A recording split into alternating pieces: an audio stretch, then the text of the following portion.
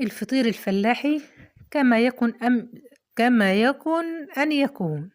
وصفة فطير فلاحي جميلة وزي الفل زي ما انتم شايفينها كده.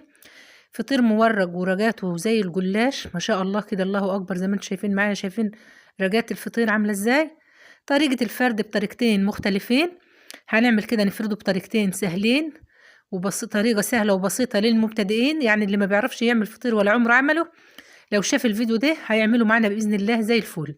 ما شاء الله كده اهو زي ما انتم شايفين، طريقة سهلة وبسيطة. ودي الطريقة التانية. الفيديو فيه معلومات مفيدة، هتطلعي من الفيديو ده لو سمحتي للآخر كده هتطلعي منه أستاذة في الفطير المشلتت الفلاحي. أشهر المنايفة. الفطير ده مشهور عند المنايفة، أشهر فطير تاكليه من عند المنايف.